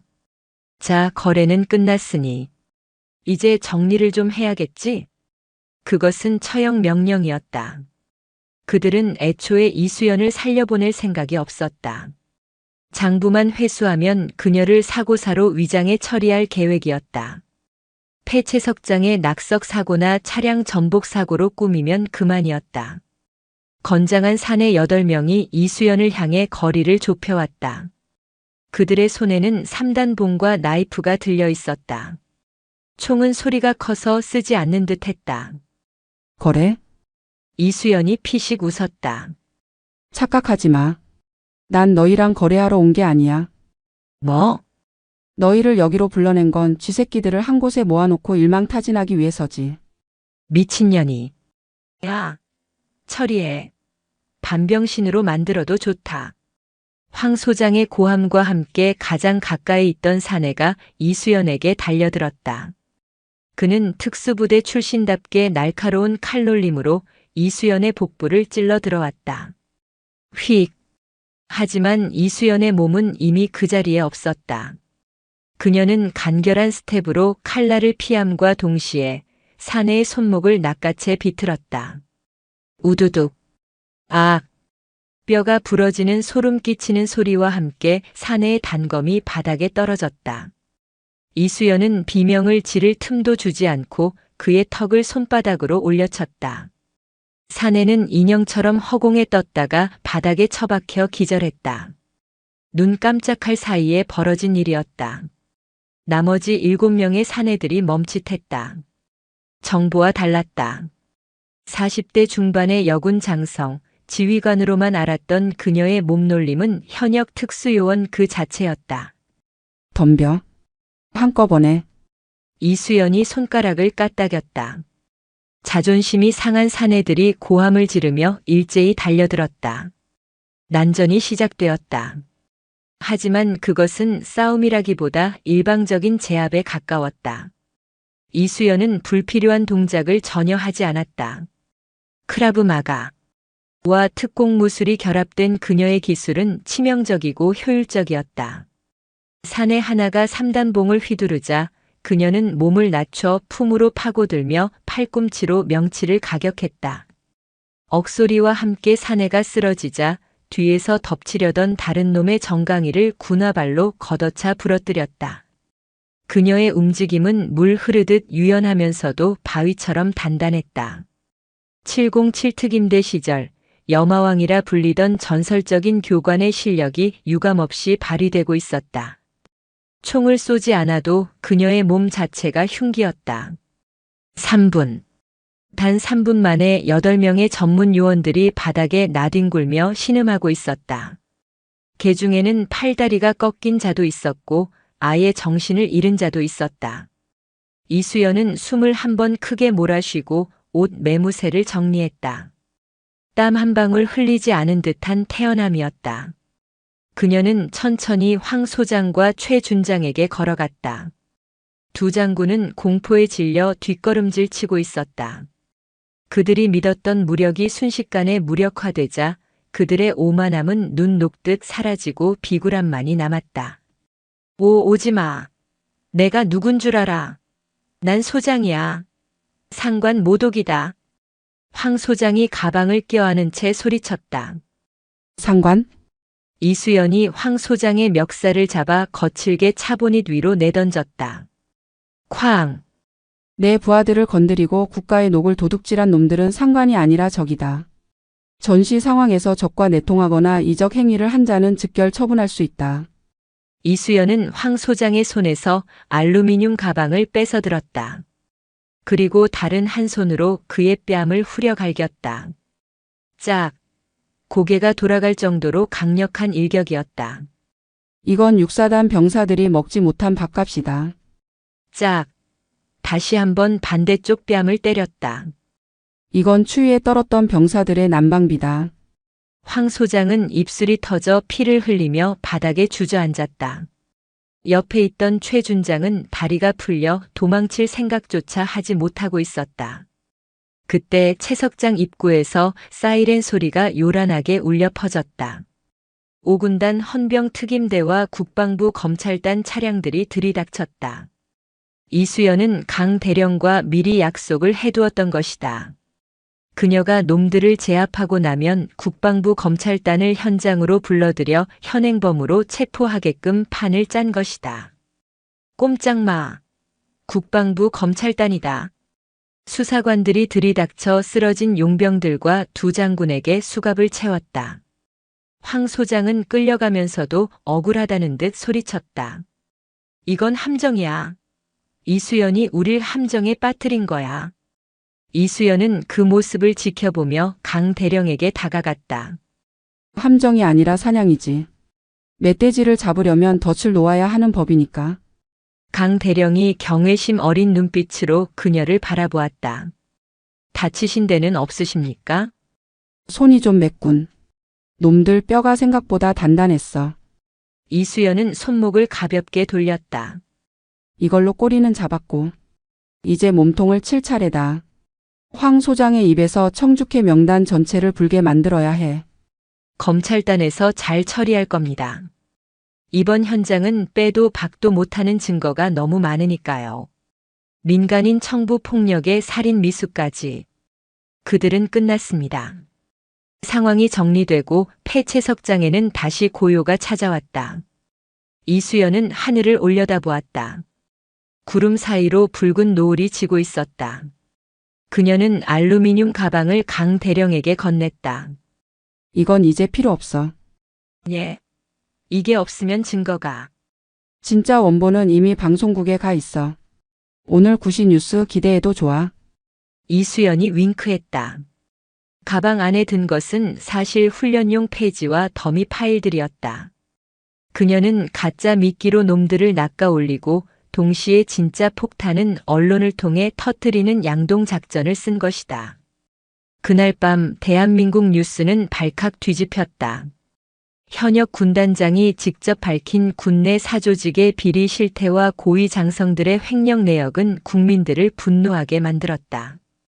여론의 불길은 거세게 타올랐고 청와대와 국방부는 전면적인 재수사를 지시할 수밖에 없었다. 이수연 중장. 그녀의 이름은 이제 군내 부조리와 싸우는 정의의 아이콘이 되었다. 하지만 그녀는 뉴스 인터뷰를 거절하고 조용히 부대로 복귀했다. 지휘관이 있어야 할 곳은 화려한 조명 아래가 아니라 어둡고 추운 전선이었으니까. 차가운 밤바람을 맞으며 이수연은 생각했다. 아직 싸움은 끝나지 않았다고. 하지만 적어도 오늘 그녀는 군인의 명예를 지켰다. 그것으로 충분했다. 승진. 그녀는 허공을 향해 작게 경례를 붙였다. 밤하늘의 별들이 그녀의 계급장처럼 빛나고 있었다. 그날 밤 대한민국은 잠들지 못했다. 9시 뉴스 앵커의 떨리는 목소리로 보도된 5군단장의 양심 선언은 단순한 군납 비리 폭로가 아니었다. 그것은 지난 수십 년간 대한민국 육군 수뇌부를 장악해온 거대한 카르텔 청주회의 심장을 정조준한 미사일이었다. 뉴스가 나가는 동안 대전 계룡대 육군본부와 서울 용산 국방부 청사의 불은 꺼질 줄 몰랐다. 전화벨 소리가 빗발쳤고 파쇄기는 쉴 새 없이 돌아갔다. 하지만 이미 늦었다. 이수연 중장이 언론에 넘긴 자료는 너무나도 구체적이고 방대했다. 혐의를 부인하기에는 박진철 소장의 자필 메모와 통화 녹취록이 너무나 명백했다. 다음 날 아침 5군단 사령부. 이수연은 집무실 창가에 서서 아침 해가 떠오르는 것을 바라보고 있었다. 밤새 한숨도 자지 못했지만 그녀의 눈은 맑게 깨어 있었다. 군단장님. 강민호 대령이 들어왔다. 그의 표정은 밝으면서도 한편으로는 걱정스러워 보였다. 국방부 장관님께서 특별 담화문을 발표하셨습니다. 성역 없는 수사를 지시하셨고 군 검찰단과 민간 검찰이 합동수사본부를 꾸리기로 했습니다. 여론이 들끓고 있어서 꼬리 자르기는 불가능할 겁니다. 예상대로군. 하지만 육군 참모총장님께서 군단장님을 호출하셨습니다. 10시까지 계룡대 총장실로 출석하라는 명령입니다. 강 대령의 목소리가 무거워졌다. 참모총장 민성훈 대장. 그는 청주회의 직접적인 멤버는 아니었지만 그들의 지지를 받아 그 자리에 오른 인물이었다. 이번 사태로 육군의 위상이 땅에 떨어졌다고 생각하는 그가 이수연을 가만둘 리 없었다. 가야지. 피한다고 해결될 일이 아니야. 이수연은 정복으로 갈아입었다. 가슴에 달린 약장들이 그녀가 걸어온 험난한 군 생활을 증명하고 있었다. 베레모를 쓰고 거울 앞에 선 그녀는 자신의 눈을 똑바로 응시했다. 강 대령, 자네는 여기 남아서 부대를 지켜. 혹시라도 내가 돌아오지 못하면. 그런 말씀 마십시오. 군단장님이 돌아오지 않으시면 저희 5군단 전 장병이 계룡대로 진격할 겁니다. 강 대령의 결기 어린 농담에 이수연은 피식 웃음을 터뜨렸다. 농담이라도 고맙군. 다녀오마. 헬기는 포천을 떠나 남쪽으로 향했다. 발 아래로 보이는 산하가 굽이쳤다. 1시간 후 계룡대 헬기장에 착륙한 이수연은 곧장 본청으로 안내되었다. 복도를 지나는 장교들이 그녀를 힐끔거렸다. 경외심과 두려움 그리고 시기심이 뒤섞인 시선들이었다. 총장실 문이 열렸다. 넓은 집무실 끝 거대한 태극기 앞에 민성훈 대장이 앉아 있었다. 그는 서류를 보던 눈길을 거두지 않은 채 이수연을 세워두었다. 무언의 압박이었다. 10분이 지나서야 민 대장은 안경을 벗고 이수연을 노려보았다. 이수연 중장. 예, 육군 참모 총장님. 자네 지금 무슨 짓을 저질렀는지 알고 있나?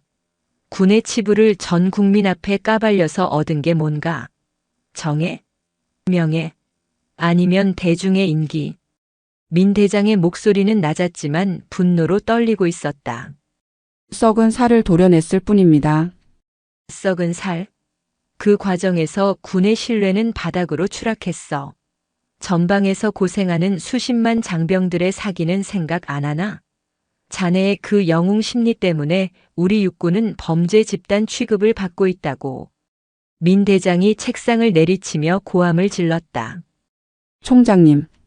이수연은 눈 하나 깜짝하지 않고 대답했다. 군의 신뢰를 떨어뜨린 건 비리를 폭로한 제가 아닙니다. 부하들의 고열을 빨아 자신의 뱃속을 채운 그들이 군을 범죄 집단으로 만든 겁니다. 뭐라고?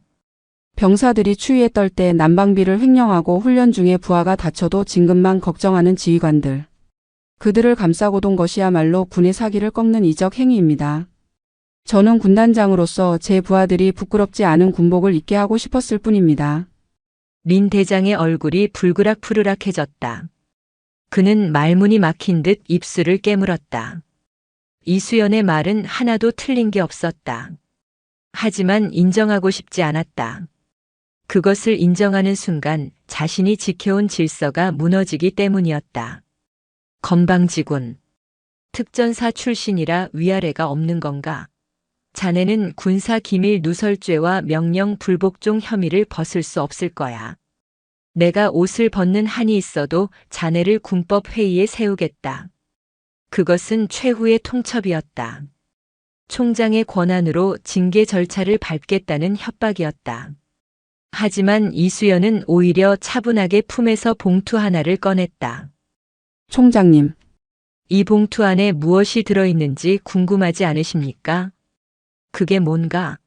또 무슨 협박 자료인가? 아닙니다. 이건 박진철 소장이 작성한 진급 로비 리스트의 원본입니다.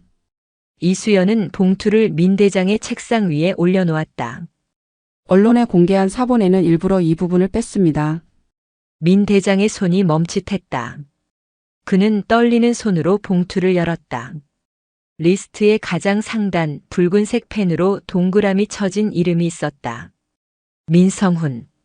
민 대장의 동공이 지진이 난 듯 흔들렸다.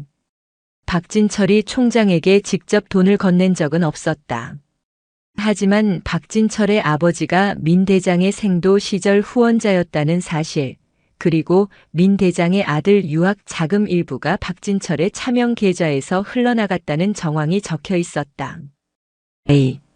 이건 총장님은 직접적으로 비리에 가담하지 않으셨을 수도 있습니다. 하지만 알면서도 묵인하셨고 그 혜택을 간접적으로나마 받으셨습니다. 그것이 청주회가 지금까지 살아남을 수 있었던 이유입니다. 이수연은 한 걸음 다가갔다. 이 리스트가 공개되면 총장님은 불명예 전역을 하셔야 할 겁니다. 하지만 저는 원치 않습니다. 군의 수장이 비리 연루자로 낙인 찍히면 그때야말로 우리 군은 회복 불능의 상태가 될 테니까요. 민 대장은 힘없이 의자에 주저앉았다. 그는 자신이 패배했음을, 아니, 이미 오래전부터 패배해 있었음을 깨달았다. 원하는 게 뭔가? 나보고 물러나라는 건가? 아닙니다. 이수연은 단호하게 고개를 저었다. 남은 임기 동안 그 누구보다 철저하게 이번 수사를 지휘해 주십시오. 제 식구 감싸기가 아니라 뼈를 깎는 심정으로 비리 관련자들을 전원 처벌해 주십시오. 그리고 육사단을 비롯한 전방 부대의 열악한 처우를 개선해 주십시오. 그녀는 책상 위의 리스트를 다시 집어들었다. 그렇게만 해주신다면 이 리스트는 영원히 제 머릿속에만 존재할 겁니다. 이것이 제가 총장님께 드리는 마지막 충성입니다. 민 대장은 고개를 들어 이수연을 바라보았다. 그녀의 눈빛에는 사심이 없었다. 오직 군과 부하들을 위한 진심만이 담겨 있었다. 부끄러움이 밀려왔다. 별 4개를 단 자신이 별 3개짜리 후배에게 군인의 길을 배우고 있었다. 긴 침묵 끝에 민 대장이 입을 열었다. 목소리는 훨씬 차분해져 있었다. 자네가 나보다 낫군. 그는 안경을 다시 썼다. 알겠네. 약속하지. 내 군 생활의 마지막 명예를 걸고 이번 사태를 완벽하게 정리하겠네. 그리고 자네에 대한 징계 논의는 없을 거야. 감사합니다. 승진. 이수연이 절도 있게 격려했다. 민 대장도 자리에서 일어나 정중하게 답례했다. 충성. 이수연이 집무실을 나갔다. 문이 닫히고 민 대장은 창밖을 바라보았다. 계룡대의 하늘이 유난히 파랗게 보였다. 그는 인터폰을 눌렀다. 비서실장, 감찰참모와 법무실장 들어오라고 해. 지금 당장. 폭풍은 지나갔다. 이제는 무너진 성벽을 다시 쌓을 시간이었다. 계절이 바뀌었다. 살을 애는 듯한 철원의 칼바람이 잦아들고 한탄강 얼음장 밑으로 봄물이 흐르기 시작했다. 육사단은 완전히 달라져 있었다. 박진철 소장과 그 추종자들이 사라진 자리에 유능하고 청렴한 지휘관들이 배치되었다. 보여주기식 훈련은 사라졌고 대신 실전적이고 강도 높은 훈련이 자리 잡았다. 처음에는 힘들어하던 병사들도 자신들의 땀방울이 조국의 안보와 직결된다는 자부심을 느끼며 달라진 분위기에 적응해갔다. 병영 식당에는 맵기 따뜻하고 영양가 높은 식사가 제공되었고 생활관에는 난방이 빵빵하게 돌아갔다. 병사들은 더 이상 춥고 배고픈 군대를 원망하지 않았다. 3월의 어느 맑은 날 이수연 중장은 육사단 최전방 지피를 순시하고 있었다. 그녀는 수행원도 없이 단출하게 지프차 한 대만을 대동하고 가파른 산길을 올랐다. 지피에 도착하자 초 소장이 급하게 뛰어나와 경례했다. 청성, 오군단장님의 방문을 환영합니다. 편히 쉬어. 경계 근무에 방해되지 않게 조용히 둘러보고 가겠다. 이수연은 초소 내부를 꼼꼼히 살폈다. 총기 손질 상태, 탄약 관리 그리고 병사들의 표정까지 모든 것이 완벽했다. 그녀는 만족스러운 미소를 지으며 전망대로 향했다. 전망대에는 북쪽을 향해 경계를 서고 있는 2명의 병사가 있었다. 그중 한 병사의 뒷모습이 낯이 익었다. 김상병. 이수연이 부르자 병사가 깜짝 놀라 뒤를 돌아보았다. 충성. 상병 김민우. 그는 일장 도입부에서 박진철의 무리한 도하 작전 중 발목을 다쳤던 그 병사였다. 어느새 건강을 회복하고 늠름한 상병이 되어 최전방을 지키고 있었다. 발목은 이제 괜찮나? 이수연이 따뜻한 눈길로 물었다. 예. 군단장님 덕분에 국군 수도병원에서 완벽하게 치료받고 복귀했습니다. 뛰는데 전혀 지장 없습니다. 김상병의 목소리에는 힘이 넘쳤다. 그는 이수연을 바라보는 눈빛에 존경심을 가득 담고 있었다. 그날 진흙탕 속에서 자신을 일으켜 세워주던 군단장의 손길을 그는 평생 잊지 못할 것이다. 다행이군. 자네 같은 병사들이 있어서 내가 다리를 뻗고 잔다. 이수연은 김상병의 어깨를 두드려 주었다. 군단장님, 정말 감사합니다. 저희를 버리지 않아 주셔서. 김상병이 울컥한 듯 목이 메어 말했다. 그 말은 단순히 치료를 해줘서 고맙다는 뜻이 아니었다. 부조리한 지휘관에게서 병사들을 지켜주고 군인으로서의 자존감을 되찾아준 것에 대한 감사였다. 이수연은 희미하게 웃었다. 군단장이 부하를 지키는 건 고마운 일이 아니라 당연한 일이다. 나는 내 할 일을 했을 뿐이야. 그녀는 전망대 난간에 기대어 북쪽을 바라보았다. 비무장지대의 수풀이 봄바람에 일렁였다. 저 평화로운 풍경 뒤에는 언제든 총구가 불을 뿜을 수 있는 긴장이 도사리고 있었다. 그렇기에 군인은 깨어 있어야 했다. 깨끗하고 강인한 정신으로. 순시를 마치고 내려오는 길 강 대령이 운전대를 잡으며 물었다. 군단장님 소식 들으셨습니까? 박진철 전 소장 징역 7년이 확정되었답니다. 황인호 소장은 10년이고요. 청주회 관련 장성들 대부분이 불명예 전역 조치되었습니다. 죗값을 치르는군. 이수연은 무심하게 대답했다. 그녀에게 그들의 소식은 더 이상 중요하지 않았다. 이미 지나간 과거의 찌꺼기일 뿐이었다. 그리고 청와대에서 군단장님을 국방비서관으로 검토 중이라는 소문이 있습니다. 정치권에서도 러브콜이 엄청나다고 하던데요. 다음 총선에 비례대표 1번으로 영입하겠다는 말도 있고. 강 대령이 조심스럽게 그녀의 의중을 떠보았다. 이수연은 이번 사태로 국민 영웅이 되었다. 그녀가 군복을 벗고 정치에 뛰어든다면 당선은 따놓은 당상이었다. 편안하고 화려한 길이 그녀 앞에 펼쳐져 있었다. 이수연은 차창을 내렸다. 상쾌한 봄바람이 차 안으로 들어왔다. 강 대령. 예, 군단장님. 나는 정치 같은 건 모른다. 내 정치는 오직 하나야. 적이 도발하면 뼈도 못 추리게 박살내고 내 새끼들 배 골치 않고 등 따숩게 재우는 것. 그녀는 멀리 보이는 5군단 사령부의 깃발을 바라보았다. 나는 군인이다. 내 자리는 국회의사당의 가죽 의자가 아니라 흙먼지 날리는 이 야전이야. 전쟁이 끝나거나 내가 죽는 날까지 나는 여기서 내려가지 않는다. 강 대령은 백미러로 이수연의 얼굴을 보았다. 단호했다. 그 어떤 권력의 유혹도 그녀의 신념을 꺾을 수는 없었다. 그는 가슴이 벅차오름을 느꼈다. 이런 지휘관을 모실 수 있다는 것, 그것이 군인으로서 최고의 복이었다. 알겠습니다. 끝까지 모시겠습니다. 승진. 그래, 가자. 훈련장으로. 오늘 전차 사격 훈련 있는 날이지? 애들 실력 좀 봐야겠어. 지프차는 속도를 높여 흘길을 달렸다. 흙먼지가 피어올랐지만 그 먼지마저도 눈부시게 느껴졌다. 이수연은 눈을 감고 생각했다. 별은 하늘에 떠 있을 때 빛나는 것이 아니다. 가장 어두운 곳, 가장 낮은 곳을 비출 때 비로소 별은 그 가치를 증명한다.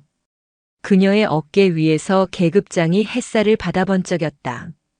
그것은 권력의 상징이 아니라 그녀가 짊어진 책임의 무게였다. 그리고 그녀는 기꺼이 그 무게를 견디며 전선을 지키는 파수꾼으로 남을 것이다. 진짜 군인의 이야기는 지금부터가 시작이다. 승진.